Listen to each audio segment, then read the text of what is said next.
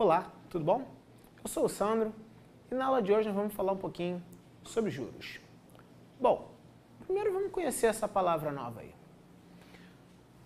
Juros, nós vamos, de forma simplificada, dizer que corresponde a um aluguel sobre o dinheiro que lhe foi confiado. Pensa comigo, você está precisando de um dinheiro e me pede emprestado. Fala, Sandra, você pode me emprestar R$100? Falo, posso te emprestar sim. Durante quanto tempo você quer esse dinheiro emprestado? Você fala, Sandra, olha, eu acho que em 6 meses eu consigo te pagar. Você não acha razoável que nesse período de tempo de 6 meses, se eu tivesse com esses R$100, eu poderia colocá-lo numa aplicação qualquer e ao fim desses 6 meses ele me renderia alguma coisa? Se isso pode acontecer, é justo que eu te cobre alguma coisa a mais que 100, 6 meses após. Então isso que a gente está cobrando é os juros em cima desse empréstimo. Então está aqui. Podemos dizer de forma simplificada que juros corresponde ao aluguel sobre o dinheiro que lhe foi confiado, pois se ele tivesse com legítimo dono, poderia ter sido aplicado de diferentes maneiras. O que a gente precisa diferenciar? Os dois tipos de juros em questão. Há juros simples e juros compostos. Qual a diferença entre juros simples e juros compostos? A diferença é simples. Juros simples são acréscimos em que cada período eu calculo juros em cima do capital inicial. Bom, pensa comigo o seguinte. Você me empresta R$100, na verdade eu te empresto R$100 e eu cobro 1% de juros ao mês no regime de juros simples. O que isso significa? Que após um mês, você vai me dever 100 mais 1% de 100, 101.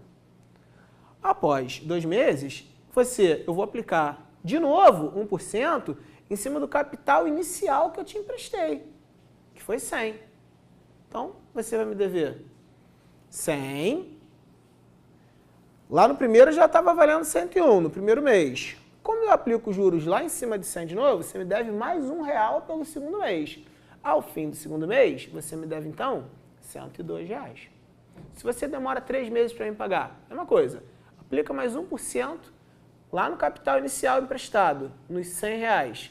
Então, mais R$1 pelo débito aí do terceiro mês. Então, ao fim de 3 meses, você me pagaria 103 e assim sucessivamente. Então, vou dar um destaque aqui, ó, que na verdade, juros simples são sempre acréscimos em cima do capital inicial, sempre lá no início. E os juros compostos? Juros compostos não. Juros compostos, você tem acréscimo sempre a cada período. Se me empresta 100, com 1% de juros. Veja só o que acontece. No primeiro mês, se você me pagar, você tem que me pagar 101, 100 mais 1% de 100. O que acontece agora? Se você leva mais um mês para me pagar, eu não vou aplicar mais 1% em cima de 100, que é o capital inicial. Eu vou aplicar 1% em cima de 101, que era quanto você deveria me pagar. Então, tem que fazer 1% de 101, que já vai ser 1,01, e somar a minha despesa. Então, após 2 meses, você não teria que me pagar 102, como juros simples. Você teria que me pagar 102,10.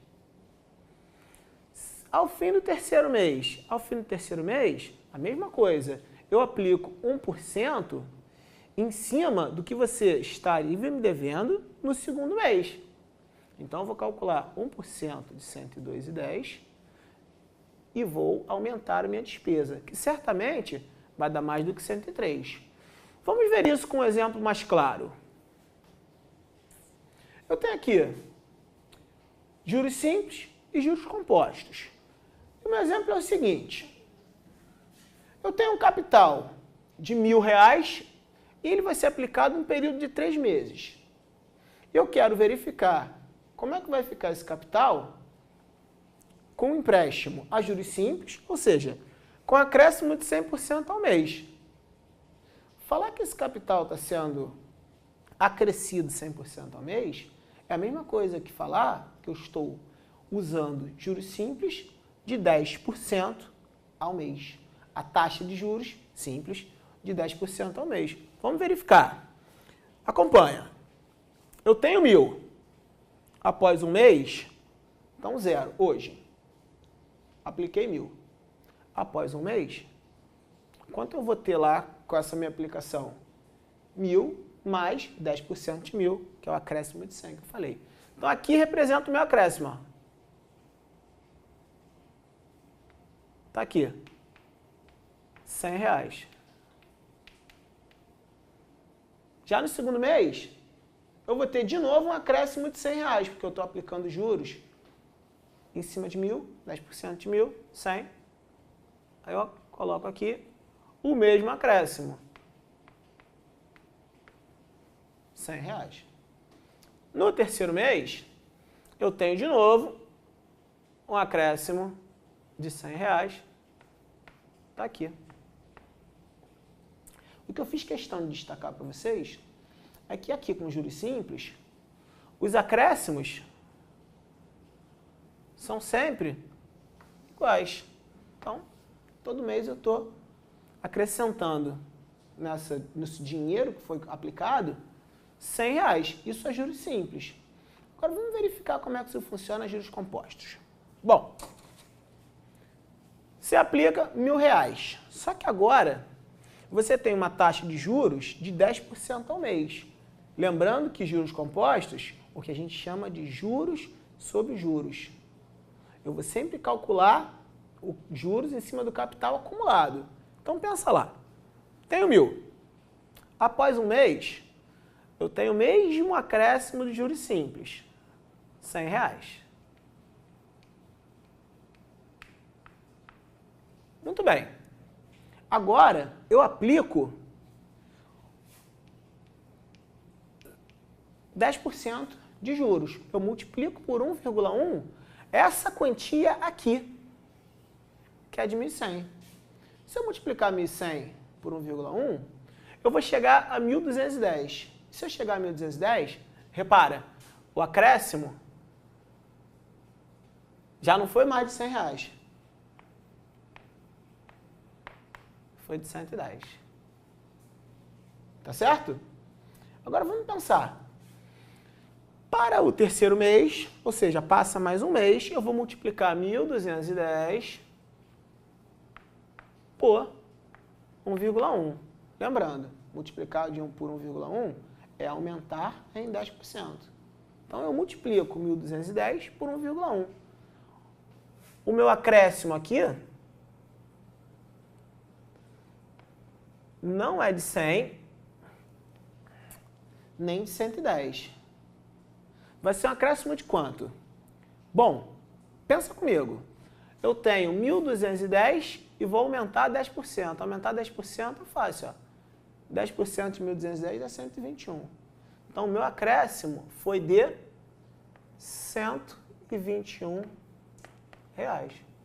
E se eu continuar com isso, você vai começar a perceber que o acréscimo aqui aumenta muito. Então, ó, a juros compostos, com uma taxa de 10% ao mês, os acréscimos não são todos iguais. O acréscimo a cada mês é um pouco maior. Por quê? Porque o capital acumulado, aquele que você aplica juros, é maior. Lembra? Juros simples é uma coisa que dificilmente a gente vai encontrar na nossa vida cotidiana, na nossa vida real. São poucos os casos em que as pessoas aplicam juros simples a qualquer aplicação, a uma dívida. Nas nossas próximas aulas, nós vamos estudar como calcular uma taxa, ou melhor, um montante que a gente já aprendeu quanto é após um período de N meses, a juros simples, e também calcular esse montante após um período de N meses, a juros compostos. E vamos discutir quando vai ser mais vantajoso usar juros simples ou usar juros compostos. Até o nosso próximo encontro.